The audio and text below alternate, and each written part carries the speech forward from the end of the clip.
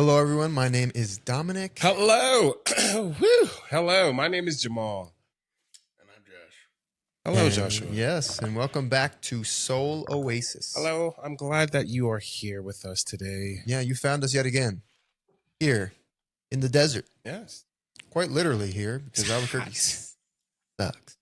Oh, yeah. I guess it is. It is. It's either hot or cold over here. I guess it could be some. I don't know of an oasis anywhere else. Y'all seen any tropical oases? I feel like you're just in it. Maybe your tropical oasis is somewhere dry and not sopping wet. Never know. Anyway. In Colorado. It's there cold you go. too. It's hot in Topeka. It's cold in Colorado. Let's get this going. Josh, check in with us. How's your week been? Oh, God. I don't have great news. Whoa. Goodness. It's been a rough week. I'm not gonna lie. Work has been interesting. My poor wife has like COVID and RSV, I think, and pneumonia. So Sheesh. she's struggling. Mm. I'm sorry, that's my cat battering down the door. Yeah, he's Told me calling. to behave, but he decided not today, Father. He's a liar.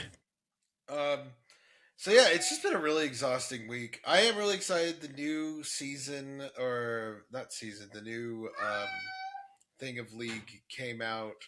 I'm really excited. The trailer for it, or the opening cinematic, was really cool. I enjoy the game more.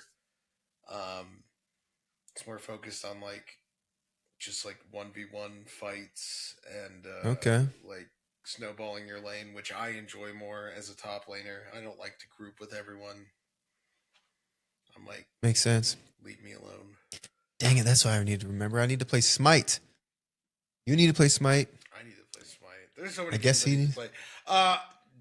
My younger brother got me a really cool game called Shape of Dreams. Shape of Dreams. Okay. It's a really, really cool game, and I have yet to start it, and I kind of feel bad about that, but it looks really, really cool.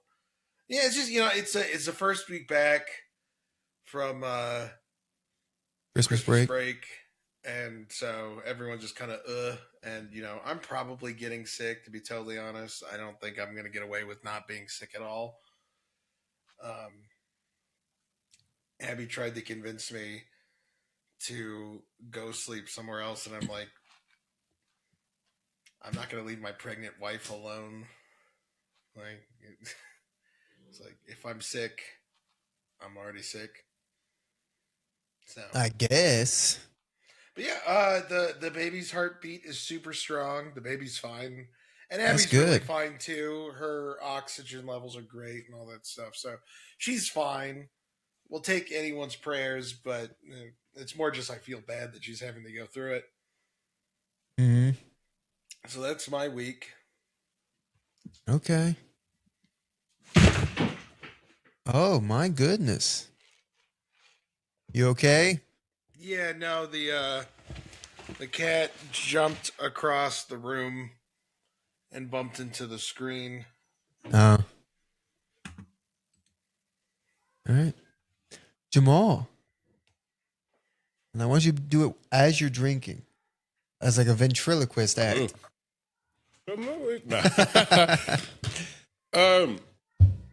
This week has been kind of, what's the word? Dull. Dull, okay. Yeah, I haven't really done much this week. I did submit the proposal, and I haven't heard back from them. Well, I heard back from oh, it's good, but we haven't took the next step of doing something yet. Okay. Well, I mean, but it was only been a few days, so yeah, no rush. And I'm not in a rush to get it done because it's just not in the plan for me to get it done right now. If it happens, it's great, but financially, that is terrible. If it just occurred right now, hooray! That would suck. All of me dedicated to this. That would be the worst. Yeah. But this week I've just been going to the gym after work, trying to wake up earlier to go to the gym. Yeah, but when I wake up, like today, for instance, I woke up at 4:30. Too early. And woke back up at 10. Like I didn't even get up. I was like, let me turn this alarm off, which is not good. Don't do that. But I did wake up like 2-3 times this week to get up. I did go to Bible study, which Ooh. was really good this That week. is really nice. Okay. And I'm ready to go more. We read First Genesis, which was great, the beginning. But we're doing the Psalms, which sorry, I'm about to get really religious, but the Psalms books, Never the chapter, apologize for that. not because there might be people that are not religious. Yeah, but Oh well. But the Psalms books, those chapters, that book is my favorite book in the whole Bible. I love songs of psalm. I love singing as poetry. That whole book is poetry, basically. So I love it. It's my favorite book, and I'm glad that we're going to do that. But my week has been dull. Just working out, just studying the Bible. Nothing exciting at all. Okay. Yeah. I actually have a very sad workout story Oh no. that I forgot to share. So I'm trying to move my gym to the Anytime Fitness. Okay. That's near my place because I it's kind of hard to make it to the Y after a long day's work, even though it's a really good gym. So I signed up for Anytime Fitness last week. And it was like the $1 join fee, and it was like $34 a month. And I was like, this is awesome because it's cheaper than what I'm doing, and it's 24 hours, and which gives me a little bit more freedom. Not that I want to go at like midnight or something, but like, Who knows? Yeah. After work, at least. and so I sign up for it, and then I go in, and they tell me, "Oh, you signed up for the wrong Anytime Fitness." And I was like, "Oh, bummer." And they're like, "We'll try to transfer you over here." And I was like, "Okay, cool." And they're like, "Okay, we can't do it on our end. You're gonna have to go to the Anytime Fitness that you accidentally signed up for, which is down the street." And I was like, "Okay, I can do that." But but I called ahead, and no one answered. And I left a message saying, "Hey, I would like to be transferred." And then I didn't hear back for a while, so I left another message, I think. I can't remember if I left another message, but I think I did. Mhm. And then on like Wednesday, I got a call while I was working with kids. And of course, I didn't answer. And this lady left me a message and was like, we can't transfer it, so we'll just cancel your membership. Which I would have told her no. I would have been like, no, I'll just work out the month or so I have to before it opens up to all locations. Because eventually you can go Yeah. to all Anytime Fitness locations. I think it's like just for a month you have to go to one. And I was like, that's what I would have told her. But she was like, no, I'll just cancel it. And so then I immediately got the cancellation thing. And I was like, oh, blast. So then I like tried to go back in and do a new thing. But it was like, oh no, this one's gonna be like 60 something bucks a month, and like Hmm? there's like a What? yeah, like it jumped like $30. And I was like, I'm not doing that. Yeah, that's crazy. $60. Yeah, no, I was Oh my really God. bad. Apparently, from what my dad says, because my dad knows the owner of the Anytime Fitness around here, the one that I accidentally signed up for has been undercutting all the other Anytime Fitnesses. Oh. And they're really mad at them. That's Oh. just hearsay, but like, there's all this drama now. How would they and I'm even like, do that as a chain? I have no idea. I think they're privately owned, kind of like. I think I don't know, Yeah, you could do that. Yeah. but yeah, it really upset me. I was like, I just wanted to be able to go work out with my brother and go to a place that's closer, but apparently no. That sucks. There's this. I have a friend who is trying to cancel their gym membership to go to a different gym or just a gym in general. But they've been paying for their gym membership for a while, but they haven't been. And she was like, I tried to cancel it, but the only way to get out of their contract is to either move to a different location that's not in the same like a certain proximity from the gym that you signed up for, Okay. or Like your die. bus when you were a Like, kid. you know what I mean? Like they're like, you either have to move Die? or like those, yeah, that's it. Their agreements have gotten a lot more like lock you in for an entire Yes. year. Yeah. Yeah. And it's rough. I was like, that sucks. Yeah. Because I had one for Planet Fitness. And first off, Planet Fitness sucks. I'm going to say, like, the gym does. itself, I love the equipment, but for Planet Fitness, there's so many people. It's not 24/7 like they promote. And they're It's doing only some crazy stuff. it's only 24/7 like 3 days out of the week, and it's supposed to be a 24/7 gym. And it's not 24/7 on the weekends. You would think that Of all like, days, it'd be It'll on be the the all best one to do days. it. And also, I don't like if you guys saw that was my cat walking across and just staring into my soul. Yeah. He's being a bit weird. He's worried about his mom. I had a Planet Fitness thing for a while Mhm. because even though I was that guy who liked to experiment and do like crazy workouts, I didn't like it when people dropped weights. Mhm. But once I got to a certain like lifting level, there's sometimes where like You gotta let that weight go.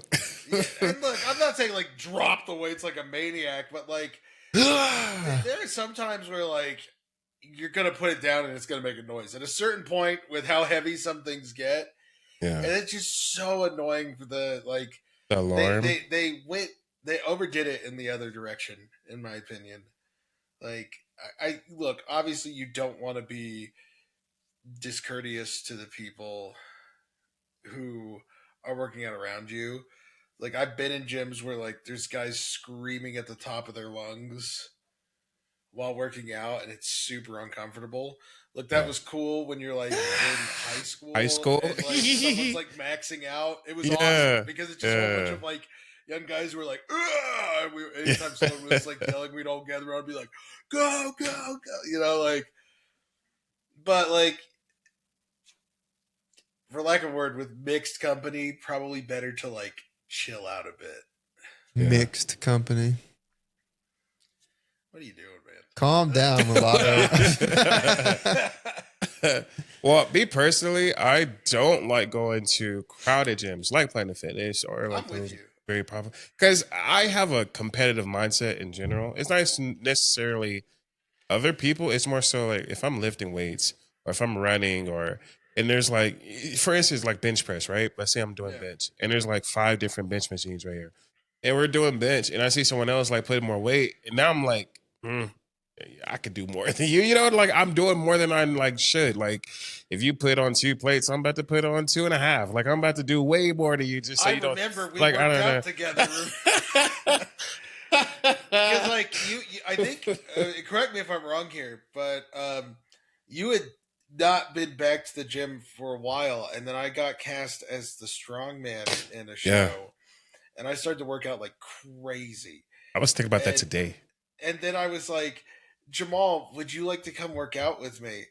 And Jamal was like, oh, it's been a while, but yeah, no, I want to get back into it. So we were working out, and so I was like lifting, and I was like, do you want to like ease into it? You're like, no, whatever you're doing, I'm doing. Yeah.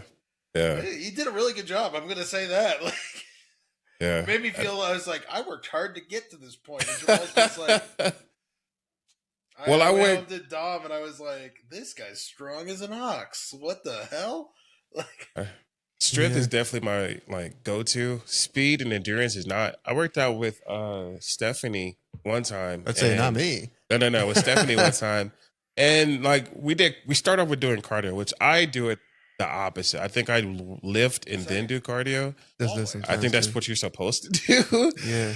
But she well, started I with think it's what men are cardio. supposed to do. I don't know. I like women are crazy. Yeah. She started with cardio and I was like, oh my God, you're killing me. And then we did weights and she was lifting and she was like, you can do something else.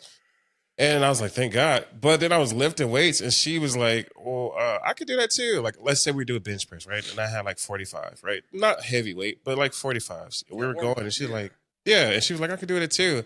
And then she like started putting more weight on and I was like, this is easy. And then like she realized that like I could lift more and she's like, just keep going. And then I think she tried to do what I did, and she's like, "Oh, I can't do that." Like, no. Well, first off, you're a woman, but Yeah. no offense, but I don't like, know how Quiet down, true this woman. is, but apparently, like, women can work out for like longer periods of time. Where like men, when our testosterone falls, we kind of just start to go like, what? Like we're yeah, very much like burst strength That's for why you like need to 30 to drink pure 45 minutes. testosterone during your workout to replenish it Mm. so that you just go for 2 hours straight. Yeah, yeah. I just Inject it. remember I did you do the boxing stuff with me? Jamal? yes, Yeah, that was yeah. fun. That was fun.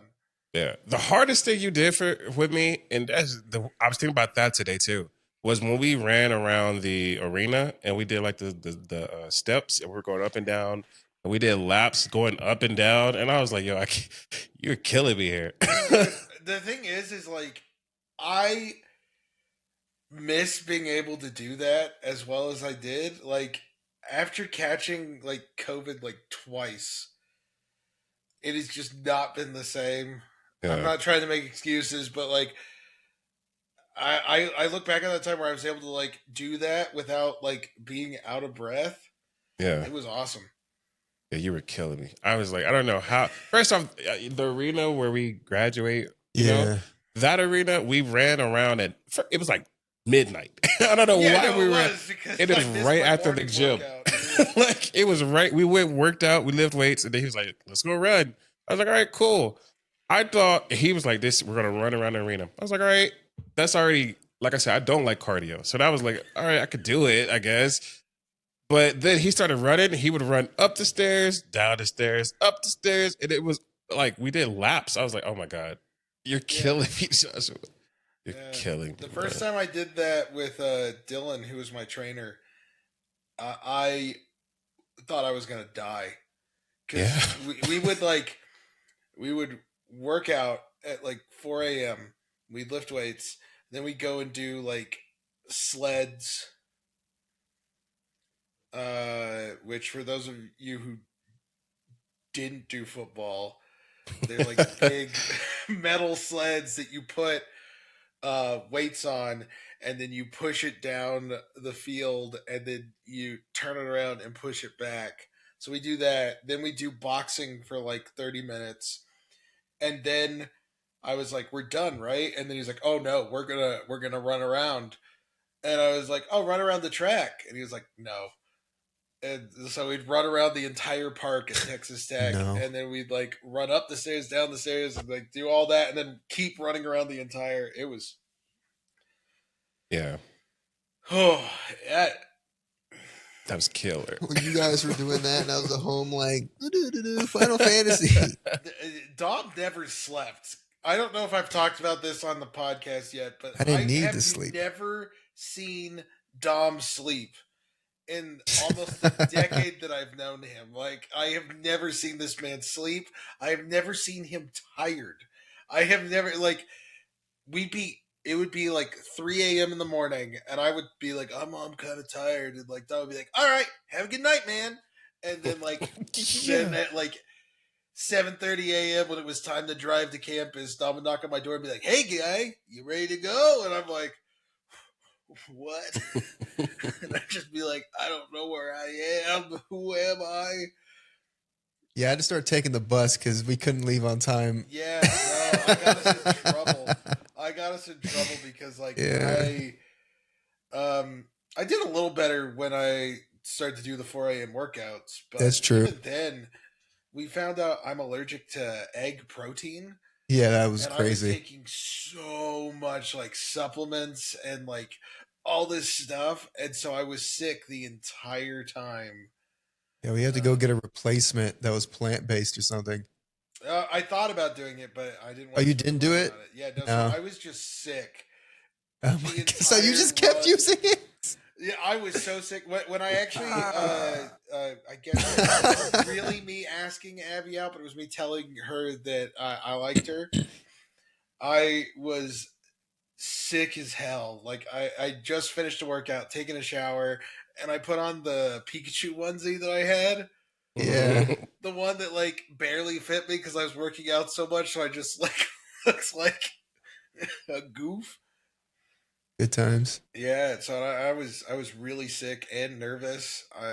So yeah, I was not. Mornings were rough. Mm, They were. that's I don't crazy. know. I've never really needed a whole bunch of sleep. I like to sleep, but if we stay up late, I'd rather stay up late, you know? No. Like if we're No. gonna hang at 3 a.m., I'm not gonna be like, oh, it's 12:30. I gotta hit the hay. And it was Unless I so funny. just didn't sleep the night before at all, like I just had pulled an all-nighter, then I'll go to sleep at like 1 or something. I would and it was the same when me and Dom when we got to Albuquerque. Like I'd hang out with Abby till like really late, and then I'd come back home, and then like Dom was always up. He would just walk out and be like, "Hey, how you doing?" It'd be like, and I was just like, "Oh, it's Dom," and then we'd start talking about like Warhammer or something, and it'd be like 5 a.m., and then we'd be like, "Good morning," and then we. All right, I'll see you in a couple hours so we could Yeah. drive to Oh my work. goodness. I made us late to work too. Yeah, I had to start going myself there too. Yeah, no, I'm not super good at arriving on time anywhere, honestly. But especially like once I learned that I needed coffee in the morning, it was even worse because I'd just be You like, would stop for coffee I'd be wherever like, you're going. Dom, listen to me. I will kill us if I don't get this coffee. The line would be around the Yeah, building, and Dom's like, I think we're going to be late. I'd be like, there's no other way. I'm And sorry, we go to little that one. coffee place like right around the corner. uh, I All the started construction eventually is. door dashing it to the therapy center, but Yeah. like it was so much money, like DoorDash? 25 bucks a coffee. $25 a coffee. Yeah, What the heck? it was like I really needed to leave on time. When I started working in the school system at Rio Rancho, I I ordered the coffee. It got there, and one of the kids was giving a friend of mine, Nani. She's really cool. Shout out to Nani. Uh, a hard time, and I was kind of chuckling like that he was giving her a hard time, and my coffee was sitting on the desk, and the kid looked at me after I chuckled, looked me dead in the eye, and then shoved my coffee off the desk. It was the Uh, only time that anyone at that school ever saw me upset. I had to leave the room because I was like, and I had been hit in the face. I had had my beard pulled. I had been spit on. Mm. Like, I always was like, it's whatever. The kids are fine. But that kid spilled my coffee, and I was just like, you're dead to me. I, I I love coffee. I love it more than anything, like any other drink besides apple juice. So whoa. they know at work You just said that that normally. I drink it all the time, right? And they know this. At work, I'm like the only guy, so everyone like gravitates towards me. I'm very energetic. I'm very Everyone like always extroverted. gravitates towards you. You act like it's some weird thing. I know, but there was a kid who did the same thing, messed my coffee up, and I was like, "Don't talk to me." Like no one talks to me. And now, Yeah. whenever I have my cup on like a table or something, and it accidentally like someone might get too close, everyone like all the technicians will like just like reach for it because they're like, "We can't let it spill," because it would be the worst day for His mental everybody. will be I do gone. not care. I have drop it. taken I will not let you destroy my coffee. I have taken punches to the gut, to the face from kids and I'll like hold my coffee in the air. Like I'm like, you can hurt me, you can break my body, but you will not No. hurt my coffee. Because what am I supposed to do after you hit me? Like, that's my relief. It's like, okay, let me go I can't calm hit this down. kid back. Let me drink. Mm. The coffee is like,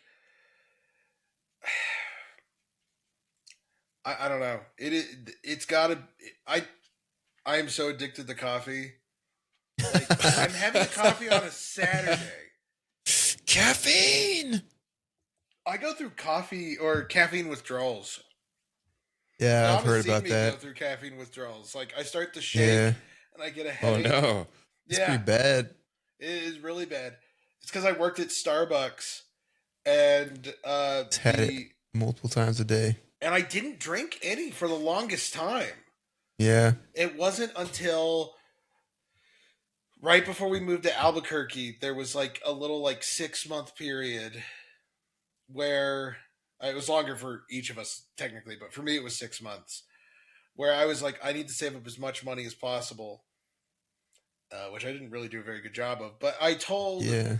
my boss I at did. Yeah. Starbucks that I would work anytime. Like I worked Christmas, I worked Thanksgiving, I worked New Year, like I worked every holiday. Mm-hmm. But since I said anytime, she's like, all right, I'm going to put you on like the 4 a.m. Opening. Yeah, when you open, yeah. So I was doing a lot of that. And so there was the nitro machine, Oh my gosh, nitro cold. the nitro cold brew. I've worked myself off that stuff just because I was like, this is going to kill me eventually. But what I would do, I hated coffee at the time, but I was like, listen, because I had not drank Worked any myself coffee off. other than to work through asthma attacks. If I didn't have my inhaler, I would drink just a black hot coffee. Yeah. That like calms down your lungs. So I was like, okay, I'll just take like we had like little sampler cups, so I take the little sampler cup and like take a shot of nitro because I was like, I've taken shots of like alcohol that don't taste good, so like I can take a shot of this nitro. So I started to do that. I Oh my take one god. shot before starting, and I was probably self medicating a little bit too because I was off my ADHD meds. Mhm. And it turned from one shot to 2 shots to 3 shots, and like it started to get more and more and more. And then I was like, well, why don't I just drink a nitro cold brew? So then I started to drink a nitro cold brew, and I was like, I'll only drink the nitro cold brew if it's like super tough today. Sorry, I almost sneezed my guts out. And then Just a before drug I knew addict story. it, listen, this is what they came for: good content. Oh my god. And I like, I've just been addicted ever since. It's a really big problem. If you ever want to get me a gift, just get me Starbucks, like a Starbucks gift I'll card. get you a coffee machine. The one they use at Starbucks. I saw it's for sale. Yeah, Just the problem is expensive, like yeah. I don't know what it is. Like I've tried other coffee, and I know that there's better coffee than Starbucks, but I'm pretty sure they put drugs in here. I'm with you. Okay. Everybody always says that, but only because Starbucks is so convenient and quick. Nah. I don't know if there's really better coffee. It's not like I guess technically if you went to Dubai and you paid $100,000 for your cup of coffee, technically you could have it better. But what is better The beans. if you don't like it as much? Well, if you don't like it, then there's no better at all. That's like when you buy like, yeah, you can have a better burger than like this $15 meal you got, but will it taste the same? It's like a McDonald's kind of thing. I guess a little bit higher end than McDonald's these days. Starbucks is, but Mhm. I just Starbucks realized is so we just on point every time. skipped your check-in. Oh, I don't have. Oh, yeah, check in. My week was normal. Nothing good to report. I'm not rich. I'm not famous, and I've made small strides towards Success. Yes, that's about it. Yeah, we'll see if my life crumbles around me or something. I don't know. That's about it. I'm not addicted to coffee. I am addicted to tea. I drink, without a doubt in my mind, I drink more tea than either of you drink coffee. Yes, you I do. think that's true, actually. And He it's definitely not does. even a guess. I drink a full thing of this like 3 times a day. You do. Yeah. I have 1 coffee a day. Unless it's a really bad day, then I'll have 2. I have tea in my backpack for emergencies. So if I'm called into the center, I will not look at the kid as I enter. I will go make my tea. And then I keep Splenda or sugar in my backpack just in case. That's really smart. It is smart. And then I will greet the family. Abby really likes tea as well. Or if I have to take the kid, I'll tell somebody to watch him. Abby's But yeah, a tea person. I have 2 subscription services I have to tea, and I go to St. James to refill. I have the ones from multiple countries, so I can have some weird ones. That's what I'm about to do. Just reminded me. Oh, the Atlas Coffee Company? Yeah, I need to do that after this. Yeah. Yeah. They're very popular. That's the real.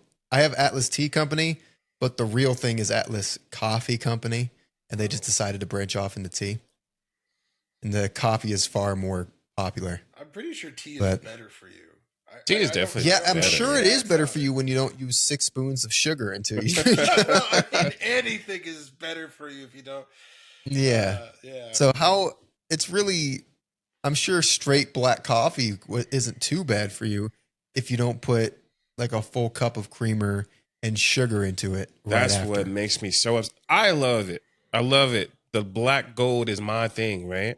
But I do not like it when people say, "Oh, I drink it all the time," and then like I It's give not them even a cup, coffee anymore. and it's like a whole bunch of milk, a whole bunch of sugar. Like it's basically milk. You're drinking milk at this milk point. with caffeine mixed in. Yes. Yeah, And it's that's like what you I don't get drink- at Starbucks. I get a venti London Fog latte with no water, which is just steamed milk with the tea bags in it.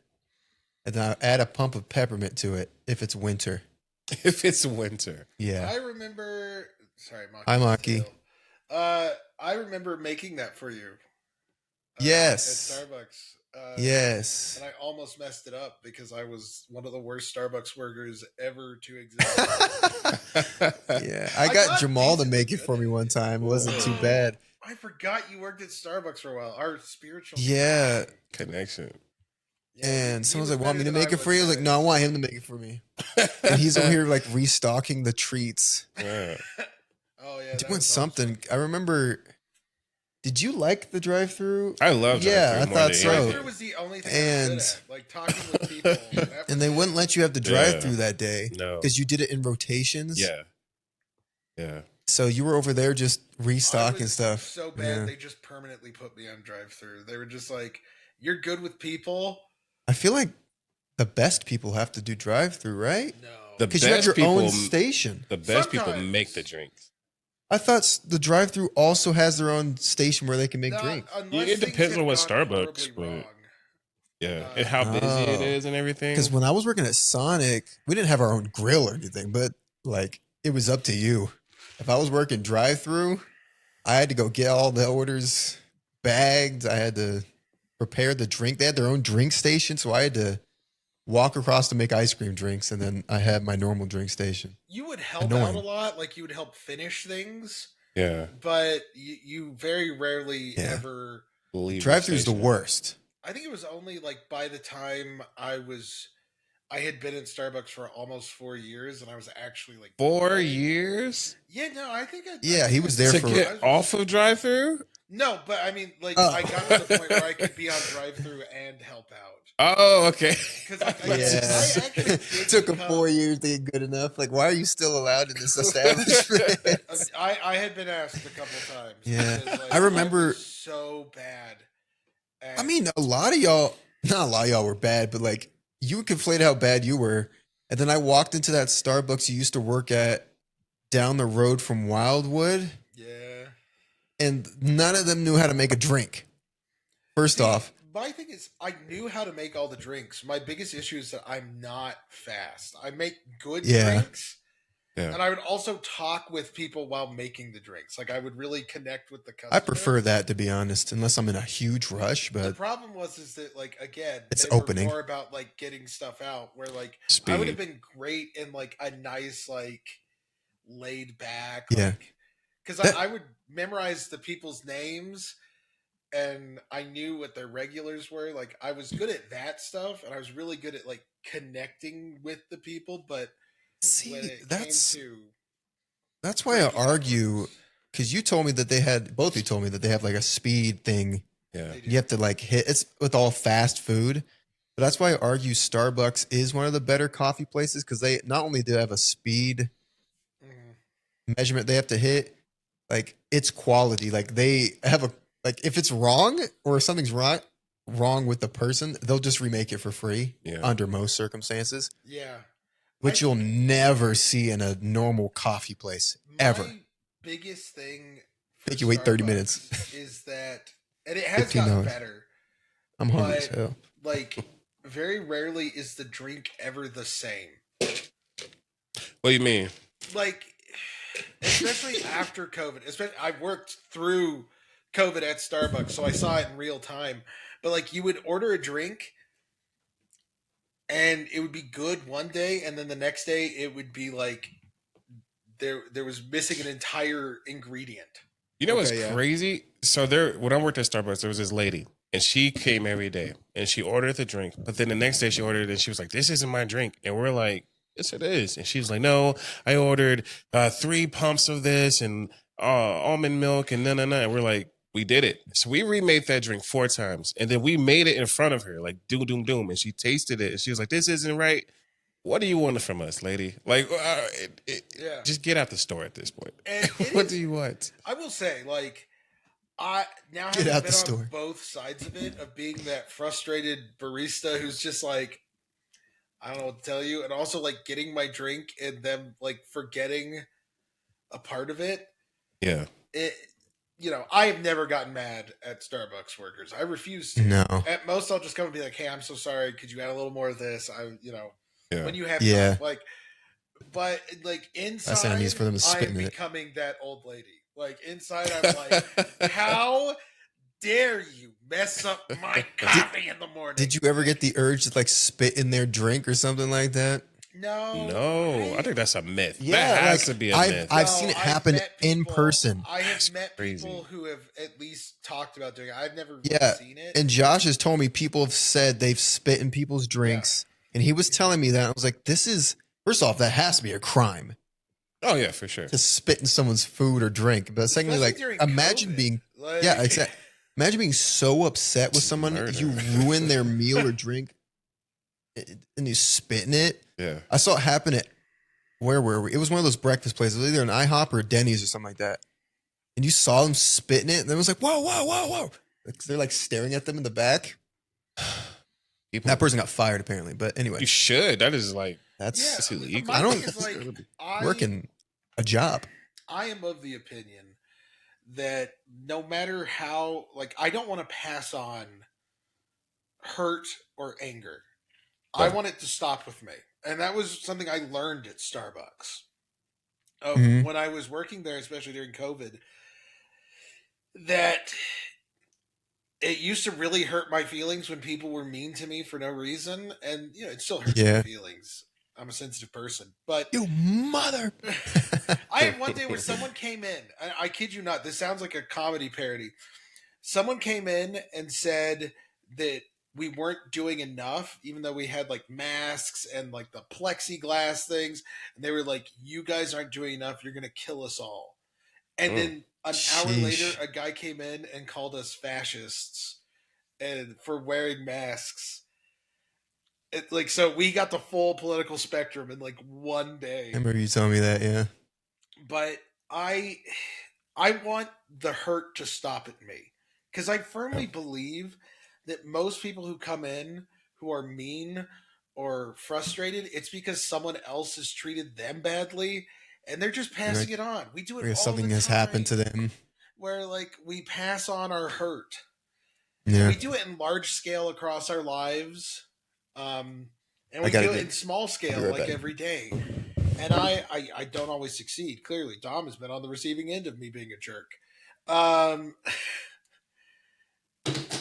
but I want it to stop with me. That's my big goal on most days. I just go like, listen, I'm not going to pass on my anger or hurt towards fellow teachers or Yeah. kids, especially. Like, it stops with me. I I will hear. take Oh, that keep pain. going. I hear you, but I think it's also beneficial to remember that it does not have to stop with you. Not saying to pass it on, but don't let it build up in you. For instance, That's my mistake. Now screw all that. Double it and give it to the next person. no, for instance, I was in college. I was going through like a huge like depressional state, and I might have told you about it, but it was it was Cameron, Kenny, and Zach, right? My roommates back then. They helped me huge because a lot of people, like you said, they gravitate towards me, but they tell me everything. They like tell me all of their problems, everything, and it builds up, and it's a lot to just have so much information on top of you that it was one night I just had to like let it out. Like I went outside, just like started crying. Like I broke down. Like I was like, because I personally feel that everybody, well, not now, but then I personally felt that everyone comes to me and just can tell me anything, which is great. But it's like, well, then who can I tell about my sorrows and my problems? I didn't feel like at that time that I had anybody for that. And so it just bugged me so much that I was like, everyone can tell me this stuff, but I can't let it out because I have all this information, but no outlet for myself. And I felt like it's good to know that you have to have an outlet for your problems as well. So just remember that. Don't let it eat That's you. the thing that I need to work on. But so the audience knows, I was one of those people. I had a crush on a different girl like every other month. And I would go to Jamal and I'd be like, let's have a drink together and I'm going to tell you about my sorrows. Oh. Yeah. You Every could other make like a month. How I Met Your Mother esque, like, comedy, like, sitcom from my stupidity. Yeah. It It was fun was. though. I don't tell anybody any of my problems really. I know. Maybe like a spare thing here and there. I'll tell Jamal because he's the only person here. There was one time where I felt But that's really about it. bad. And I was That's like, about it. Dom, can I help Yeah. you? And you're like, I'm good. And I'm like, but like, you help me all the time. And you're like, I know. It's like, I want to be there for you. And you were like, you are. It's like, but like, and you're like, Josh, just be you. I don't need you Yeah. to be anything else. And I remember that because I was like, oh, It just that makes me feel a lot better if things are normal. I understand that. And yeah, I'm not gonna talk to people about it because some terrible things happened to me while I was here, like soul shattering things. yeah. But I don't know. And Just that's coming the thing. home and be like, yay, I'm life very, isn't like a meteor's not gonna kill us. Well, I say that, and then tomorrow. my thing is that like, I'm very open because like, I mean, not in too. my family, because of how, you know, my older brother being on the spectrum, Yeah. he pulled a lot of attention to himself, not in like a bad way. He needed it. So I learned very early on to just advocate for myself. So I kind of just say what's bothering me generally. Um, so and where my little brother is more like you, Dom. I call him little. He's taller than me now. Yeah. My younger brother is more like you, Dom, where he's just kind of like very reserved. And I sometimes forget about that. So I'll start to just like unload. And then I feel like I should help them. So I try to push people. I'm like, but how can I help you? And it's like, it's not a contractional thing. Yeah. Different people can handle different things. That's why we're meant to be together. Like, everyone can handle different things. Everyone works through things differently. And I think me and Jamal have always been more similar in the way that we handle things. I think Yeah. like when we've talked about it, like me and Jamal are like we're like one soul in two different bodies. Lucky. Yeah. Where like Dom is more similar to my younger brother, and that might be why I don't. You know, you're more outgoing than John, but Yeah, Yeah, it's not like a defense mechanism. Like no one can know my pain. I talked about we talked about stuff on this podcast. I was like, it's kind of sad that we're not really old, but we have that thing in our mind, like how much time do you have to fulfill your dreams and stuff. Yeah. It's really a lot of my problems come down to that.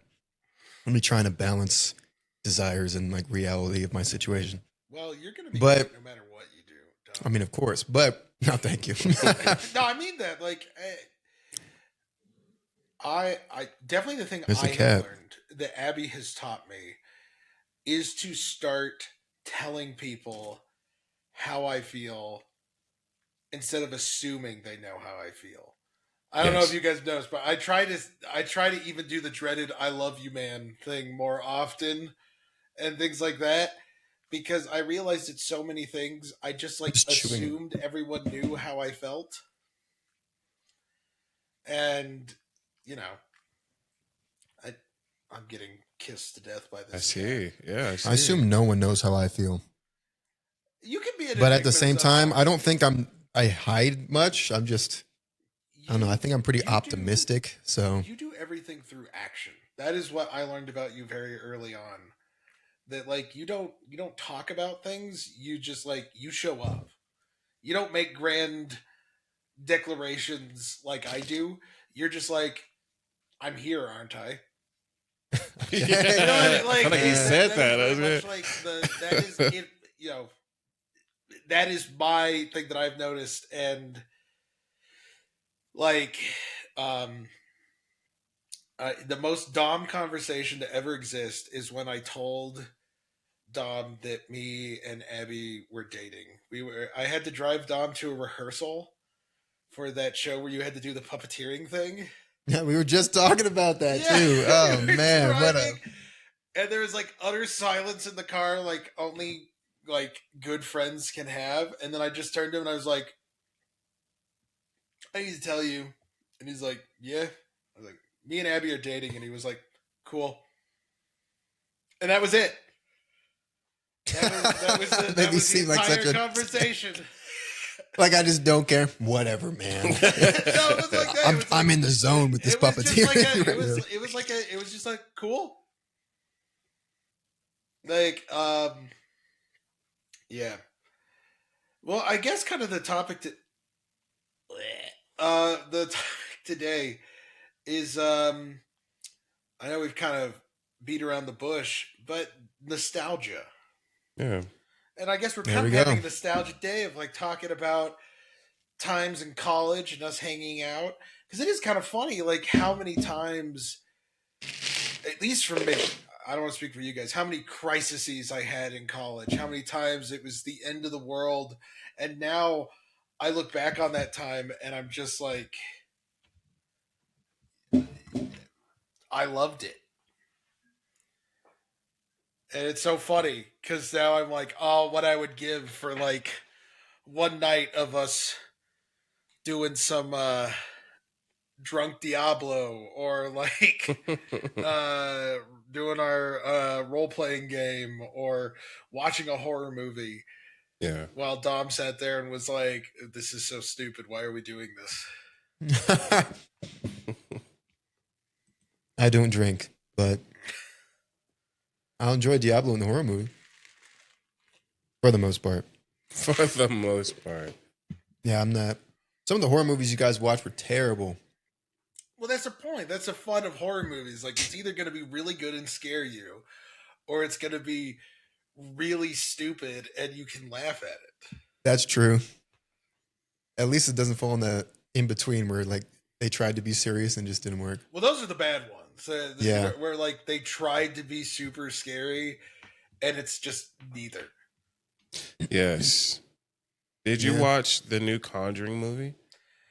That's one of them. Dude, I've been I just- going down the rabbit hole studying the Warrens because I was 100% one of those people that, like, you know, I'm Catholic and I thought, like, the first Conjuring was really good in the way that it, like, actually showed how the Catholic Church views evil and stuff like that. So I was a huge Conjuring fan. But the more I have found out about the Warrens, I don't know. I need to do more research, but I highly suggest people research the Warrens because it's not. Uh, I was You think? disturbed, to say Oh, the least, of the stuff I discovered about them, and I don't want to like slander them.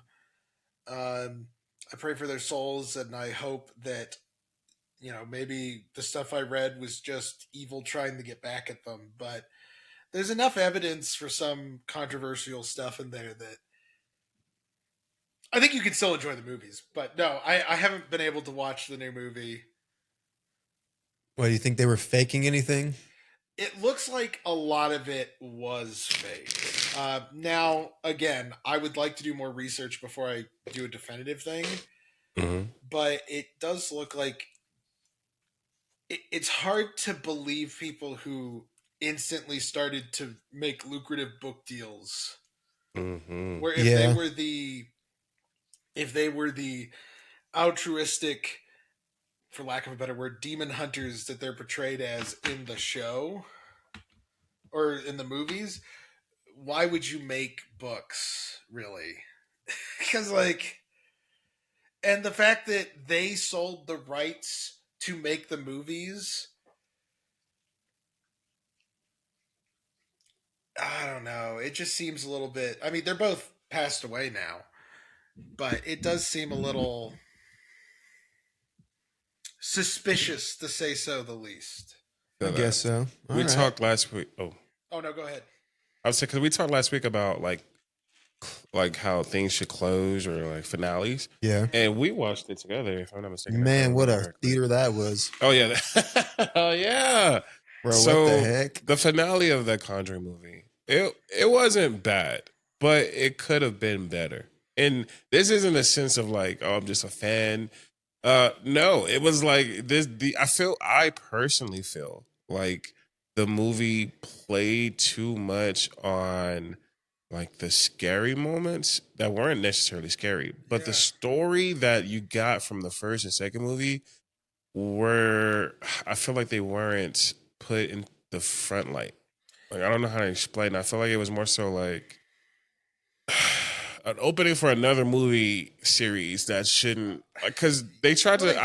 I franchised it. That's my biggest, because like the Yeah. first Conjuring is really good. The second Conjuring may even be better in some ways. Like I really enjoyed the Conjuring 1 and 2, and then that's when they started to do like Annabelle and all that stuff, which made me uncomfortable because at the time I was more in the camp of believing them and that the Annabelle doll was real, and Mhm. I was like, I don't really want a movie based off of a real demonic thing. Yeah. Because I do believe in that stuff. That could be an interesting topic sometime of talking about like the paranormal. But I'm Demonology. down for that. Yeah. I actually had like a book from a Vatican store that was like the study of angels and demons, and it was a really interesting book. I wish I could find it. Um, The demons took it. yeah, they did. They but the first and second one like followed the laws that have been discussed by exorcists, and I really enjoyed that they stuck to that, because not only do I believe that's real, but I also believe that it makes a really interesting plot for a movie. Hmm. Because and I think this is just a good horror movie rule in general, not to get too much on a tangent, but in horror movies, if the enemy creature is all powerful and can do whatever the heck it wants and there's no rules to it, it makes the movie really uninteresting. I'll put it this way. Friday the 13th, the thing that gets so annoying after the first one, as cool as Jason is, he kind of just does whatever the hell he wants. Hmm. Yeah. Like he appears where he needs to appear, and he can tank whatever he needs to tank until the plot needs him not to tank it. And I just find that really uninteresting. It gets boring to me. And also that the main characters are stupid. They're not fun. They're Yes. not interesting. They're not. Horror movies so much better. A horror story is better when the main characters are competent. Mm-hmm. Like the Thing is the perfect thing, like in that way that the main characters are competent and react rationally as a whole to this threat, which makes the monster so much more terrifying. But anyway, The Conjuring had these rules, and you saw the demon get around the rules by doing certain things, so it turned it into a massive chess game, which was really interesting and scary to see the demon move its agenda further, but it had to stick within these rules. So it Cat, will you stop? Uh, Mm. and they did that in 1 and 2, and then from like Annabelle and the third Conjuring onwards, I can't speak for the final movie, but it just became magic. Like in the third Conjuring, the villain, the witch lady, is using like the Force, and it's like, what? It killed it for me when I watched the third one. I was like, she's just using psychic powers, and like, um, or that like Annabelle could just do anything, so it made it so confusing that Annabelle wasn't doing things later. Like Annabelle was like, I have the power to like blast people with my demon magics, and I'm like, then why didn't you do it earlier? Mm-hmm. So that's what really bothers me about that. Um, we were talking about nostalgia. I'm so sorry. Oh yeah, no, because It adds to it. it does. Because we spent a lot of time in college watching scary movies, We did. and I don't like scary movies, uh, because of the demonic presence. I do too believe in that. Um, so I don't like those scary movies, but the ones where it's just someone with a knife or a gun, it's not scary to me because I feel like That I could at least happen have right a now. chance. You know what I mean? Like I always say, with a demon, I don't have a chance. And it's someone. I think it might have been you. It was someone. No, it actually was my other friend. She was like, because I told her I was like, I don't like scary movies because of demons, and she was like, well, you have Jesus, so you have some way to fight back. And I was like, you got a point, but I'm still terrified. It doesn't change. But those nights remind me of the nights where we would stay up all nights and like specifically in college and just do absolutely nothing. Then have to wake back up at like 8 in the morning to go to school and be perfectly fine. Yeah. But when we played the games, it killed me because I don't know why it killed me, but we would stay up to like 5, 6 in the morning, and I'd be so sleepy. I'm talking about I'd be taking a nap like by like Yeah. 3 or like 2 a.m. I'm tired, and y'all are still playing. I wake up from my nap. Y'all are still. I'm like, how are I y'all think the still difference awake? there Yeah. was that when you're doing like D and So much D or involvement. Pathfinder, there it's not constant. Um, it's not constant feedback. Where if you're watching a movie or playing a video game, it's easier to stay awake during those things because there's constant feedback. Where like there'd be times where like, oh, this is a Dom scene where he's separated from the group, and so it's kind of like, well, there's downtime, and I Mm. think that's every DM's nightmare in doing any type of game is how do you give the freedom and the idea of like sections of the story without having crazy downtime, because no one really likes a game where you just travel in a mob, because it kind of kills the story, you know what I mean? Even like in Lord of the Rings, the Fellowship breaks up and like you have like different things in stories. So you even see this with like Matt Mercer in Critical Role and all that stuff. Like he still breaks up the party, and there's points where like you just see like the cast members just sitting there, and it is like, how do you how do you honor a good story but also make sure people feel engaged? And that's a tough thing. So I think that's why it was probably harder to stay awake during that. Um, but it is funny. Like I every Dom has seen me go through this. Every once in a while, I'll just go and replay all of the Darksiders series, Mm-hmm. because those were some of my first PlayStation 3, Xbox 360 gen games that I played. Because I really only played a ton of Zelda before I got the PlayStation, because that was what we played. We played a ton of Zelda. So that game was like a great like crossover point, because it plays like Darksiders from Zelda. Zelda and God of War, and um, which were like the only two games I really played. I played Zelda and God of War.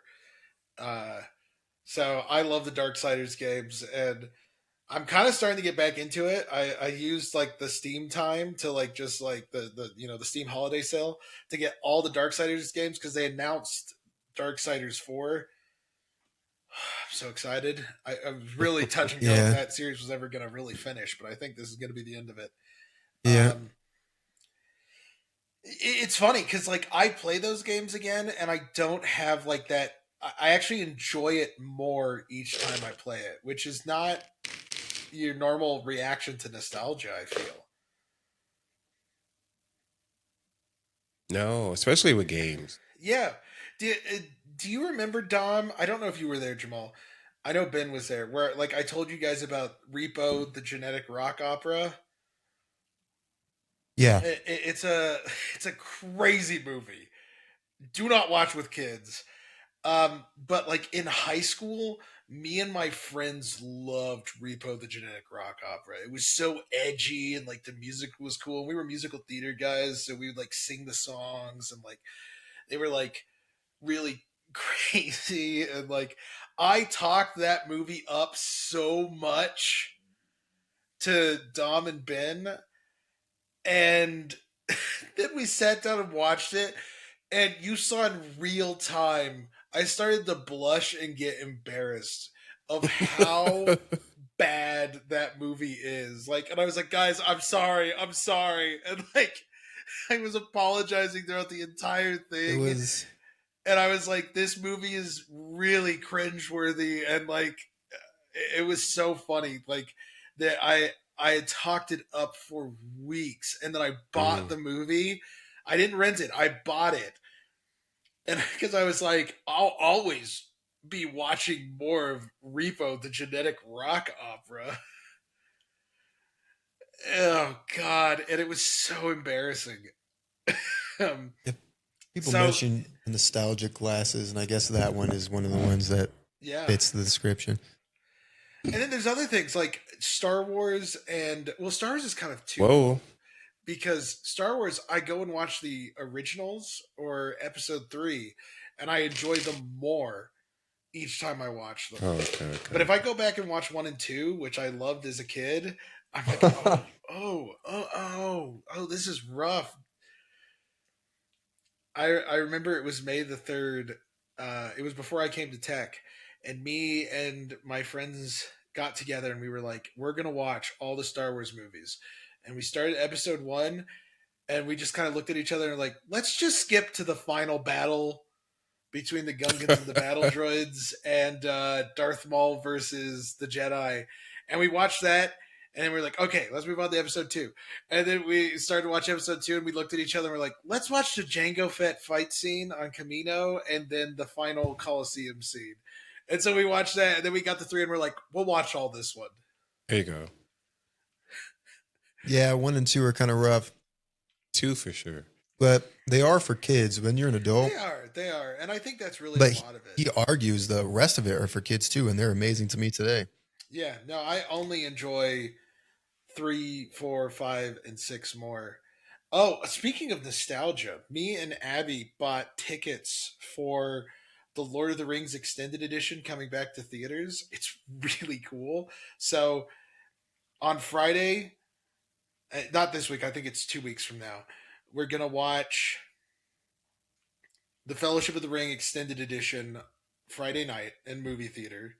Okay. And then Saturday, we come back and we watch the Two Towers, and then Sunday we watch Return of the King, and That is that pretty is cool. one thing. Those movies have only gotten better. I Yeah, have so especially much when you nostalgia for them, but when you compare it to all the shows and movies today that try to emulate how great those were, you just can't compare. Return of the King might be my favorite movie ever. I'm telling you, Return of the King is the best of the trilogy. It is just the extended and the theatrical editions are amazing. Theoden's like charge is my favorite scenes. My favorite scene in movies in general. Oh wow. I love like there. Oh my goodness, Theoden's charge where he sees the army and knows that it's too much, and still chooses to charge. Like it's so brilliantly acted. The music is amazing. Seeing all the practical effects and like the forged armor and swords and shields and like the prosthetics they use on the orcs, it just I don't think we will ever see its like again. I hope we do, but Yeah, there's just a part of it's me that goes like, this is it's a usually just seen as masterpiece. too annoying to pull off. Yeah, it, Yeah, even so Game of Thrones didn't use as many practical effects no, I because wish it's a it did newer more. series. And also, like, they were on a more limited budget at the beginning. Yeah, but at the beginning, as it went on, they're like, "Here's $1 billion." Oh, okay. Yeah, and I mean, it does take away from something when the armor is impractical. You know what I mean? Like, of course, the elven armor is impractical, but like the elves are supposed to be Yeah, so arrogant. beyond us that like they can make it work. That's their whole thing. But Yeah, like the Rohan and Gondor, that armor was practical armor, yeah, and like it felt like real. It felt like it made the fantasy real. And you know, I personally think elves should be this weird alien. How do they do it type thing? Um, my factions in Warhammer are elves, so I'm. I know I look like a dwarf, but there you go. It's funny because Mechanic-chan. I swear to God, now that you say it, I swear not to God, but I swear that you look like the dude from Lord of the Rings. Gimli. Gimli? I I don't don't know quite the look like short Gimli, one. but Oh my like the God. actor. And my axe. I that actor's amazing. I love that he was actually the tallest on the set, I believe, or like the tallest actor. Yeah. That's hilarious. And, like he did not expect to be Gimli. Apparently, he was like, "What?" That is hilarious. Yeah, no, Toss me. Toss me over. I love So now you're saying Return of the King is above Two Towers despite Helm's Deep? Helm's Deep is probably one of my favorite battles, but beating you just can't beat Theoden's like charge, man. Like it's too good. It's just absolutely, and I really do think Theoden is my favorite character in Lord of the Rings. He was not always, but as I've gotten older, I love Theoden because he is so flawed, and you see him Make the right struggle to decision. make the Yeah. right decisions. And that makes him so much more powerful in this. And I love that like Théoden throughout the entire story is going like, I am not worthy of being in the hall of my fathers. I am not a mighty king. I am not something from legend. And yet he is. He really is by the end of the story. Yeah. You know, his final line is something like, I can feel worthy to be in the company of my fathers or something like that, you know. And Théoden is like not some mighty like superhuman like Strider. Nothing against Strider. Strider's one of the best characters ever. Um, well, actually, I think Théoden is actually in the line of the Numenorians, but that's a different. I'm not going to get into that. But like Théoden dies to the Witch King. Like he's not. He doesn't beat the Witch King. Spoilers if you haven't seen. Uh, It's kind of crazy if you haven't, but all right. like he's not able to finish the battle. Um, No. but his sacrifices and his choices. I mean, when you first meet Theoden, he has been utterly like consumed Corrupted and and yeah. controlled by Grima Wormtongue and Saruman, and he has to be basically exorcised of that evil. I don't know. I find his character so compelling, and I think he's very representative of our generation in the sense of like you know kind of millennials and Gen Z of like uh, a guy who is not great but great times are thrust upon him. Mm. And I think that's a lesson we can all learn, because we all, I think, deep down go like, oh, I'm not good enough. I'm not something special. I'm not like my grandparents. I'm not like the greatest generation, or blah blah blah. But like, Never. it was never about being special. It was about rising to the occasion. Mm. And I think that's a story that Theoden tells. Um, but yeah, it's so funny. Like, I almost cry every time I watch Return of the King when it gets to the scene between Pippin and Gandalf, where Gandalf is describing heaven basically, and like, just, I don't know, that scene is so much more powerful. When I was a kid, I was like, can we skip this and get to the fighting? It so yeah, I guess I was really gonna talk more in this podcast about how nostalgia is blinding, but I guess what I'm starting to learn is that maybe nostalgia is more justified than I thought. It's kind of Well, Yeah, I it think a goes lot both of it. Yeah, I think a ways. lot of it can Yeah. be justified, and there are some that maybe you just weren't as familiar with as some others, or your taste change over time. yeah. Mhm. That is Well, Lord of the true. Rings, I loved it when I was a kid. It's not like I don't like fantasy now, so I love it now. If I grew up thinking fantasy's childish, I'd probably be like, "Pff, this is cringe now," or something like that. One thing that I have found is, when I was younger, I loved, Pokemon and Mario and Sonic. Really loved Sonic. And then I went through a phase of being like, oh, they're stupid. And like, I'd make fun of them. And as I've gotten older, I'm like, oh, those things were amazing. Like, Yeah, and there's also cases where the manufacturers or the people in charge of those properties realize that their greatest fans are Are- aging out of the child, and like their kids don't like it as much as they do because those are the people who grew up with Pokemon Ash every week trying to see his new gym badge. Yeah. yeah. So there will probably, unless you raise your kids and let them watch the show with you or something, there will never be another generation that likes Pokemon as much as us, I know or that, likes the Lord of the Rings movies as much as us.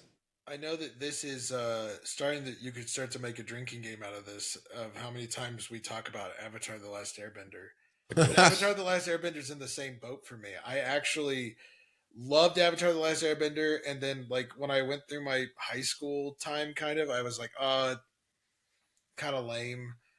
Okay, okay. And then once I got like my freshman year of college, I started to watch Korra, because I think it came out around that time, and I got like full back into Avatar, Mhm. and I was like, why did I ever convince myself that this was not good? Yeah. It reminds me of anime. I'm not in the same situation as that, but I grew up loving anime even when I was like a little kid. And now anime is super popular. People talk about it all the time. There used to be those middle years where people just made fun of you if you ever talked about it. Yeah. And he was one of these people. Yeah. I was too. Like, I was that Yeah, guy who and- went around. I didn't make fun of people, but like, I saw it as like really nerdy and gross and weird. Until someone like sat me down and was like, "You have told me that one of your favorite animated shows is Dragon Ball Z," and I was like, "Yeah, because it's like really awesome, and like it's like just superheroes." And he's like, "Dude, that is anime," and I was like, "No, it isn't." He's like, and he like showed me, and I was like, "What?" Yeah. That's why I watched Full Metal Alchemist after that, because he was like, just watch Full Metal Alchemist and tell me how you feel about anime. And I watched Full Metal Alchemist and I was like, okay, this is actually better than almost every Western story I've ever seen. I think it's Yeah. awesome to see the growth of just the word nerd, or this is like what goes around the word nerd. I think like the way that the world has increased its like acknowledgement of other Nerdiness. things is great, because like growing up, and I talked to Dominic about it too. But they're like Star Wars, right? I would never have watched that in my whole life. Like never ever, because growing up that was seemed as like a nerdy thing to do. And so y'all like watched it with me, and it's one of my favorite movies ever, Star Wars. But growing up, I would never touch it, and if it wasn't for y'all, I probably would never have watched it to this day. just because of the notation around that word. But now, like you said, anime has increased in popularity because it was once seen as a nerdy thing too, but it's awesome. Like Avatar, for instance, a lot of people expected that as a kid, like growing up, just as a cartoon. And now there's people fighting for it to be called an anime just because I feel like anime is so great Yeah, so that much depth to it that right, they compare it to like, Avatar: The Last yeah, it's like Airbender. there's no way that's a cartoon. It has to be an anime. No, it's it is one of the only. I say it's the MCU and Stranger Things. I know there's more to it, but I think that the MCU and Stranger Things started to really popularize nerd culture because all of a sudden Yeah, the MCU was like showing the world how cool comic books could be. And then Stranger Things was like, hey, okay, all those like nerdy guys you made fun of, here's like a story through their perspective. And it did create, and I don't want to call people out because I think people should enjoy as much nerdy things as they feel comfortable with. Mm. But it did kind of create people who were like, I'm a nerd, and I'm going to call out my beautiful wife here. When she first met me, she told me that she was a nerd. And I was like, my love, my darling, you are not a nerd. She's like, but I like Spider Man. And I was like, oh? And she's like, I watched the Spider Man movies. I was like, She loves Spider Man.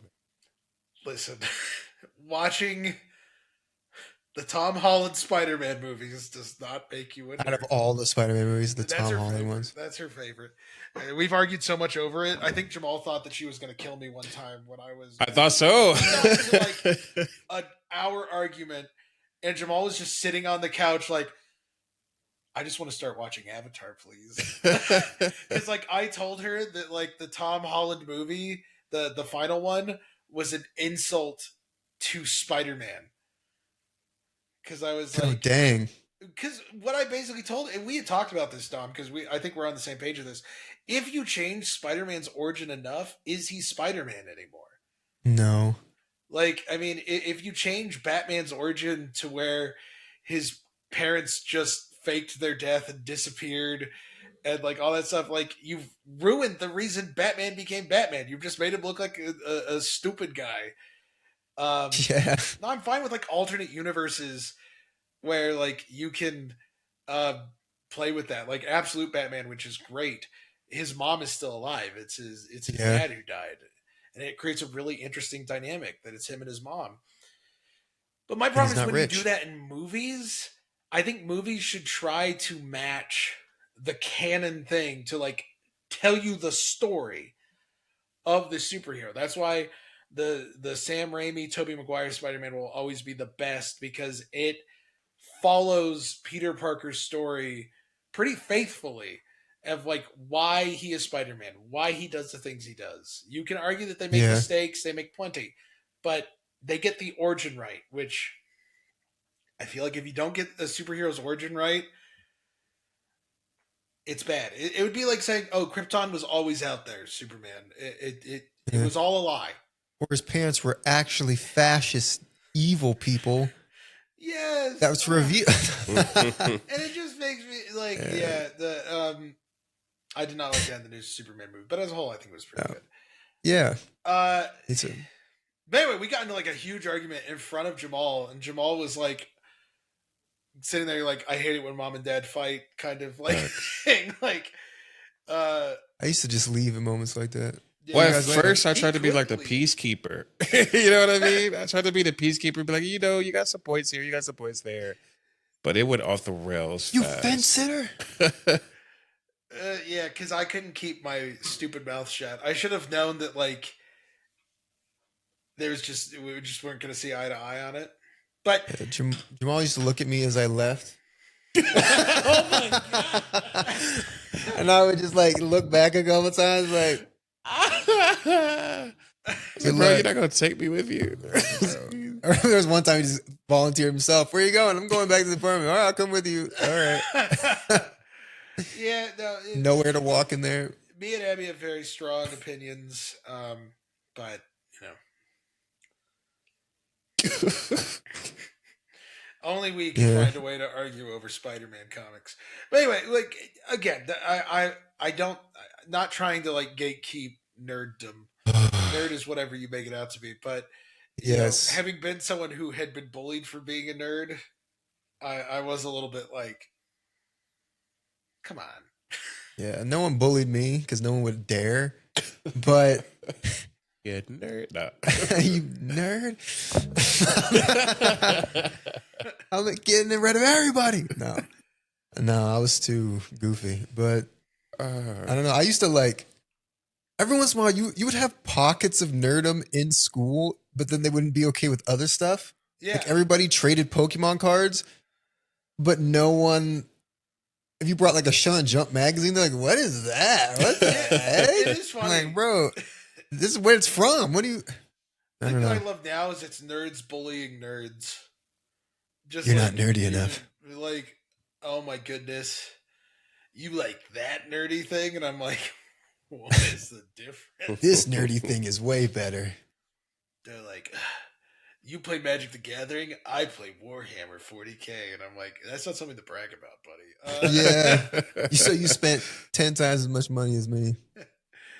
And I'm like, why not just be the worst and play both? Or even worse than that, play Yu-Gi-Oh.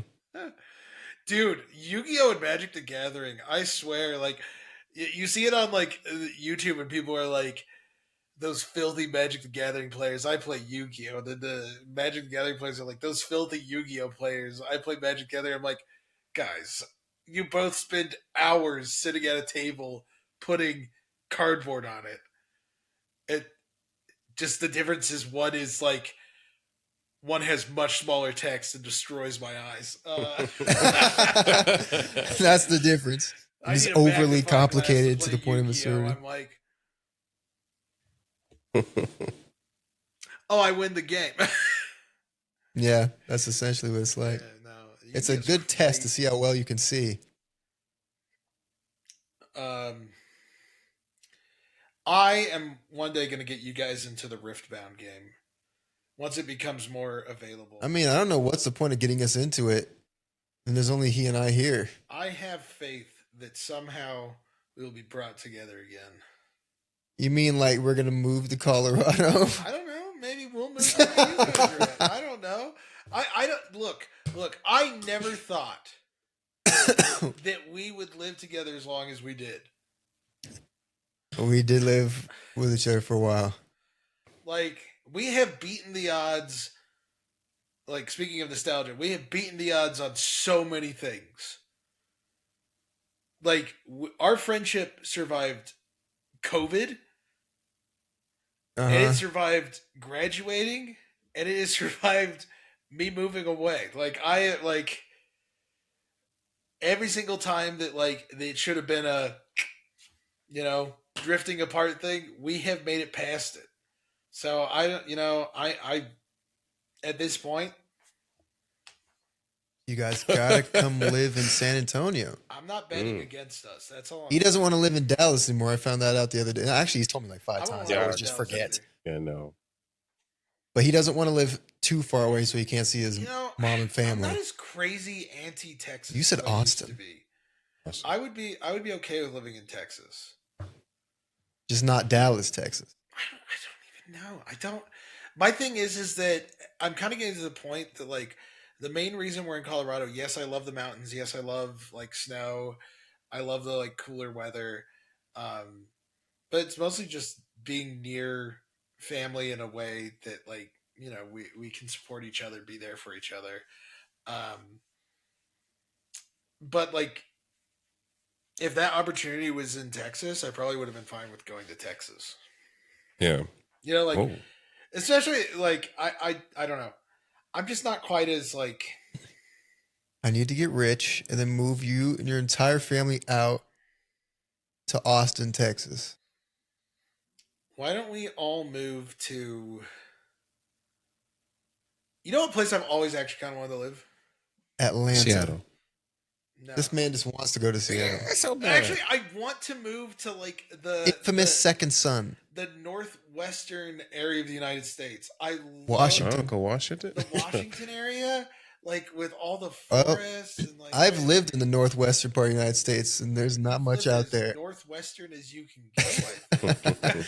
Yeah, good times. I don't Listen, even know. Trump will take Greenland, and then we'll Now we all can live in the move to northeastern part. Greenland. I can't wait. Internet service got to be great out there. Yeah, It's I'm gotta be sure. something. Yeah. Let's just take Canada. Not even for any real good reason. Let's just do it. I always tell myself I never want to go back to Texas because, well, specifically Dallas, but I never want to go back to Texas because it's Texas, and I've been there, and I want to go explore at least the United States, the world too, but for sure the United States. But I don't want to go back to Dallas because I've lived in Dallas for like 18 years, and I know a lot about it to know that if there was something that I wanted to do, I would have done it already. Like I've acted in like theaters around Dallas, and it's cool, but I want to go do something else, you know. So I always told myself like, if I go back to Dallas to work there, I feel like I failed because there's so much in the world Work there? I to get what you mean. see. Like there's so much in the world to do, so many different places to be. Yeah. To go back to where you started from is just I like it. think of it more as a home base situation. I'm going to go work other places. I'll probably do some stuff in San Antonio, but I plan on what if you making did a lot San of Antonio home traveling, base. but lived in like? Because I'm kind of with you, Joel. That was one reason. Like, I was determined to leave Texas because, granted, I was lucky because we spent some time living in Wyoming. Like, we did a lot of traveling as well. Like we um, so I didn't have quite the same like. I was just in Texas. Yeah. We also moved around in Texas too. So, but I just had like this idea in my head that like Texas sucked. Not it was irrational. It was utterly irrational. And I don't know, like now that I've lived in I've lived in New York, I've lived in Santa Fe, I've lived in Albuquerque, I've lived in Wyoming, and I've lived in Colorado now. And it's the same. And I don't It mean is like the same same. like the same feelings you have in one place, you're gonna really have in the other. And I'm that person who always tries to go like, once I'm here, it'll be different. You guys have seen me do that. Mhm. Like once I'm here, that's when it starts. Or once I'm here, that's when my life gets better. And it's like, no. That's not how it works. Like the place can help, but like it's the choices you make. Yeah. And so I don't know, like I was saying, like I don't. Yes, I would 100% introduce you guys to games that I feel like we will be able to play together in the future. What does that have to do with a gun? That was No, hold on. I said I I was was going to so- introduce you guys to Riftbound. And you're like, why? And Oh my that was god, I whole freaking forgot. explanation. It's like, so yeah, I'll definitely just communicate. My eyebrow just raised. I couldn't even keep a straight face. Did I miss It's something? a roundabout thing. Oh, it was a roundabout thing. All right. Well, yeah, I don't mind. Before we end this thing, I want to talk about the finale to Stranger Things. I do. Oh yeah. I wanna can know also your talk about opinion. Conformity Gate if you guys want. Yeah. What's your opinion about the finale? Okay. I was trying to be as like careful about it as possible when we talked about it last week. I think it was heavily flawed. I enjoyed the epilogue, falling action stuff, even though it was flawed by the stuff that came before. Like it couldn't help but be affected by earlier mistakes. But I think it was like an ending that I can like close the door on and be like, okay, I can live with this. I think they really dropped the ball with Vecna. I think they really dropped the ball with the Mind Flayer, especially. I think the military was a waste of time. Why did we put so much time into Dr. K and all of her stuff if we weren't going to really pay that off. 11 was a non-factor almost entirely in the season, and she's supposed to be the main character. And I despise the fact that they just killed romance in the story. Like every chance they had to kill a romance in the story, they did. And I have come, maybe it's to because I'm married and I'm around my wife more. I'm just like, just let us have the storybook romance. I don't care if it's realistic. I just don't make me invest in a romance for 5 seasons and then go like have the most confusing breakup scene of all time and then like just not pay it off. Like even like Lucas and Max, I felt Max. like their romance was totally undercut. And so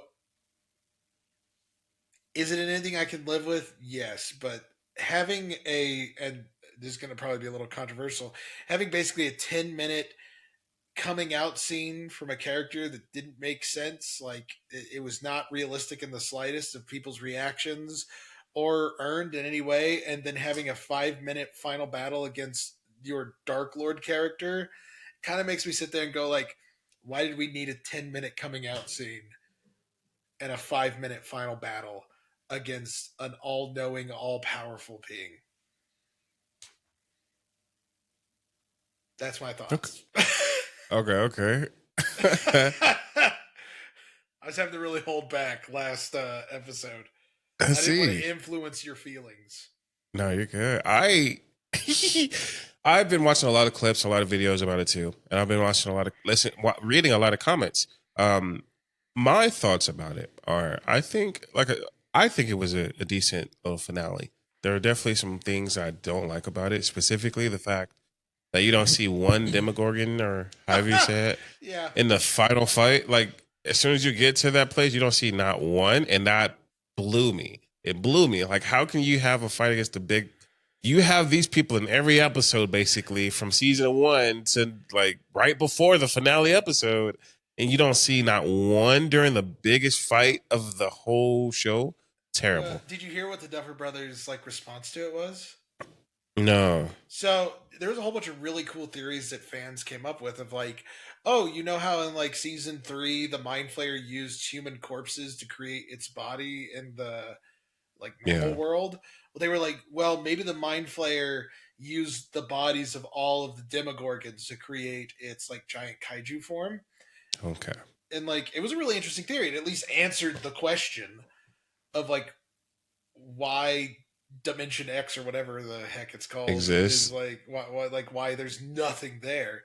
And the Duffer Brothers were like, no, Vecna just never imagined that they would physically come to him and attack him on his own turf. And I'm like, you mean like they did in season 4?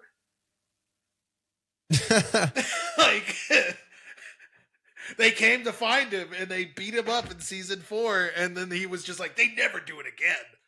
Well, what gets me is because I think it was Dustin that mentioned it. He was like, where are the Demogorgons? And someone said something, and I have to rewatch this to like remember what he said. But he asked the question, like, where are they? And they were like, well, maybe because he didn't expect this coming. But then it was like, he's a hive 3 mind. different He could've people. summoned them immediately. Like it Right. Where are they if they're not there? Then like, where are they? Because they're not in the under. What is it called? The Dimension upside That's the down. Underdark. They're not in the upside down. They're not in the upside down. And if they're not here, then where are they? Yeah. Two, you had 2 people escape your world, knowing that they're going to come back to free everybody else. So it was like you didn't expect them to be there. Yeah. Okay. And my problem is that they turned like the hive. Well, I have a lot of problems. Again, the ending I think is the epilogue made up for a lot. Mm. I hate how they turned the hive mind into like if one feels pain, they all feel pain. Like they turned them into the twins from G.I. Joe, like the 2 Yeah. bad guys. If you hit one, the other one was like, ah, which was so stupid. I hated that as a kid. I'm like, that's not how a hive mind works. Like, you don't hit one ant and all the ants are like, oh! Yeah. It just made it so stupid. And then, like, Will is utterly fine. Like, they literally kill him. They kill Vecna, and Will's just Mhm. standing there like, I'm part of the hive mind, but I'm unaffected entirely. They're like burning the mind flayer, like setting it on fire, and Will's just standing there going like, dude, Yeah. like, how does this work? You felt it Another thing earlier, that but makes not me now. upset is when they're killing Vecna, right? It is I noticed it as soon as it happened and it blew me was when 11 was fighting Vecna, right? And she had him up like with the Yeah. one hand, but the other hand was like down like the whole time. And it's like, why would you, if you struggling right now, Use 2 hands. why would you just do this and then like the last second be like, like no, you Yeah. could have done that since the beginning and it would have been over. This Like, is going to I be don't know. really nitpicky, but I am so tired of the stupid psychic fights that Hollywood is obsessed with. Of Yeah. them just throwing each other around. It is not exciting. It is not fun because the problem with psychic powers is you either have to go all the way, like, you know, they showed things where Vecna would like tear people to pieces basically with his psychic Mhm. powers, and then he just starts throwing her around instead. And same with her. Like, it's just like, oh, this is so stupid. They're just throwing each other around back. Maybe and she has forth. psychic protection. I don't know. No, what's stupid is the fact that so this isn't in the finale. This is throughout the whole series. She can move things, right? Specifically, she was fighting the military, right? She was like throwing trucks and throwing people everywhere. But then there's one episode where she was like using her powers to open up a door, and she spent like 2 minutes trying to open this telling you. door. It was like you just It's so Through a truck, but you can't And open the that's lock? kinda just Exactly. been a problem No of Stranger finesse. Things across the line. Like, if we're totally honest, like, Eleven's powers are all over the place. It feels like 11 actually got weaker throughout the series. Mhm. From like Kid 11, who was an absolute badass, to like Yeah. grown up 11, you're like, what? Um, and that my biggest complaint is the military. Yeah. The fact that this evil Black Ops company that had not company but like Black Ops group, fringe group in the government that was willing to kill pregnant women and babies in mass was just fine with letting all the main characters go after they thwarted their plan and killed a whole bunch of their soldiers. I was like, what, did Ronald Reagan descend from the skies and like go like, leave them alone? Yeah. Like, no, it's not. This military. There's no need to do this. They even talk about like how these guys are like the guys who would collect ears in like Vietnam or Korea. What the hell? Like, Yeah. they were like saying that these guys are like messed up. Like, they are like the Black Ops soldiers that are more in it for the killing than anything else. Like, they just want to kill for country. Like they established it early on that these are not like American soldiers who have been like led astray or are being used. Like, they established them as just not good people. Yeah. And like Dr. K is shown to be very bad and brilliantly acted by the girl from Terminator, which I really Yeah, enjoyed. good. And they just utterly threw her away. Like, when 11's gone, Dr. K, I guess, is like, oh well, you got us. You're all free to go. It's like, no, they would have disappeared you. Because it literally goes like, what, 8 months later, and everything's fine, Dom. Oh no. Oh no. And again, like, the epilogue is really good that it kind of makes me just go like, fine. But that military thing drives me crazy. It does, but so like I said, I like the finale is fine with me, but the comments are like, oh no, this is the worst thing ever. This is worse than Game of Thrones. Oh, How that's could they crazy. make That's this? And crazy. they're going so hard that they even had to make up a 9th episode or a 10th episode or whatever. Like, it is. Conformity Gate. Yes. If you don't know, Conformity Gate was these people dug into like the crazy subtext that the final episode is an illusion created by Vecna, and if like you like they took all these clues, like the way the D&D books were organized at the end of saying like it's not the end of going, like everyone at the graduation was apparently sitting like Vecna, and like or how like Lucas says, I don't believe in coincidences, that they're telling you not to believe in the coincidences. So they were like, on January 7th, the final secret episode will drop and it will Yeah. have all the answers. And like Netflix was going to announce a whole bunch of things on January 7th. They So they were just were. like, it's coming. And like they kind of played into it, I think. They did. And then it got here, and like watching the fan base go ballistic in a day, like of people going like, no, the finale is actually okay because it's not really a finale. And then after the seventh, the stoning has begun. Like they are going, they if I were This the Duffer was the Brothers, I ending? would be hiding. Yeah. Because like people have gone, like the hate for the ending has only intensified since January 7th. You know what makes it worse? Is it's all the fans' fault. Like the ending is not bad for whatever it is. If you not accept bad it for what it is. and just move on, it's okay. You can have fond memories of it. Yeah, but they're like going back to season one. There was an episode today I saw, like clip today I saw.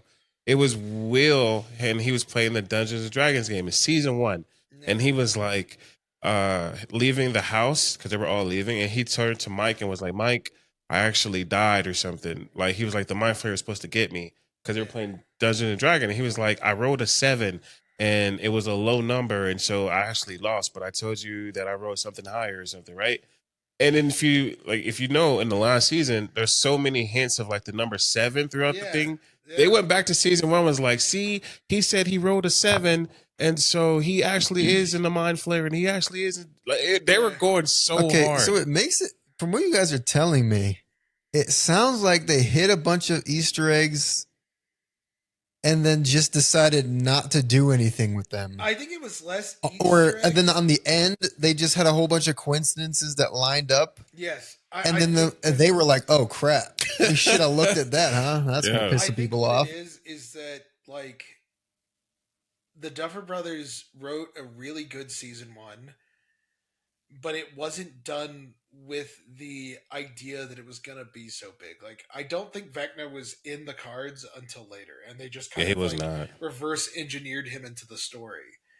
Um, and the problem is that people are like the thousands and thousands of people on the internet who are brainstorming it are gonna come up with a better idea than the Duffer Brothers. That's not a Facts. shot at the Duffer Brothers.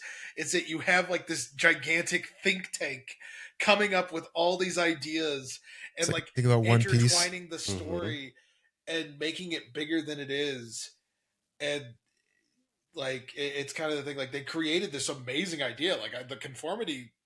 It is It's cool a cool idea. idea, and like if that happened, that would have been awesome. The thing is, like, Now people are just disappointed. yeah, now everyone's like furious, and it's like, Why guys, are we better writers than the writers? Dang The it. Duffer Well- Brothers aren't that good of writers. They're good, but like they're not like that's crazy. They did a thing in the end of the finale with 11, right? You know? Yeah. And I think that kind of helps the conformity gate like theory. You Yes. know what I mean? But It's even more, yeah. like, but it's not, because the fans literally they're nitpicky. I'm talking about Dominic. They're going and finding, like, you see that blue car? They're like, in season 2 that car was red, but now in season 5 it's blue, so there's no way. There was people, And it's like the door handle of the basement thing, of people going like the basement door handle is different, which means it's an illusion created Yes. by Vecna. And I'm like, or they just made a mistake. Like Like- that happens. Yeah, that's fair. And I do think it is rather damning to Netflix and the Duffer Brothers that like they created an ending that had so many holes that people need to make a magic episode to fix it. I saw, speaking of Stranger Things, there's a report that David Harbour and who is it, Rachel Maddow? Who is the lady who's played the middle-aged lady? Winona I forgot, but Winona Ryder, yeah. Like things happen behind the scenes so much they won't be involved in the behind the scenes, Yeah, I think I saw At something all. on that. I was like, wow. which is crazy. Yeah. You know, I think again, I love Stranger Things. It will always be Screaming at near and kids. dear to my heart. But I think it was never supposed to be as big as it was, and it grew No. so fast, and the writers weren't ready. Netflix was like, whoa. They did a lot of like reverse engineering, like adding stuff in behind the scenes of going like, oh yeah, Vecna was always there. And it's like, he was? Okay. Yeah. Why didn't he do anything? Of just He like, did. He moved this car. and if you really want more information, there's so many more qualified people than us like doing Especially to me. analyses of all of the things. So the only thing I would say is like, if you like the ending, like the ending. If you hate the ending, hate the ending. It is what it is. Like I love the ending. I hate how we got there. Yeah. I can see But that. you know, it's not the train wreck that Game of Thrones is. I was just about to bring that up. I hate that we live in a world where that is our measurement of success. Did it do as bad as Game of Thrones? I wish everything could end like Arcane, but it's not what we get. Or Breaking Bad? Or Breaking Bad. What a great ending that had. I don't know. The Sopranos?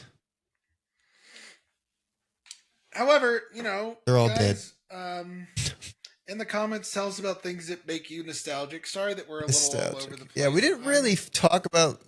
Like, I wanted to bring up like the little popsicles we used to eat as kids, and like Yeah, no. the joke people have. The sky used to be a different filter when you went outside as a kid. It was like more yellow. I miss the grunge of the Xbox 360 games where everything was dirt colored. I miss not having to pay like $200 for extra storage. Oh, yeah, And my 32 gigabyte Xbox was enough to save like forever for the next 10 years.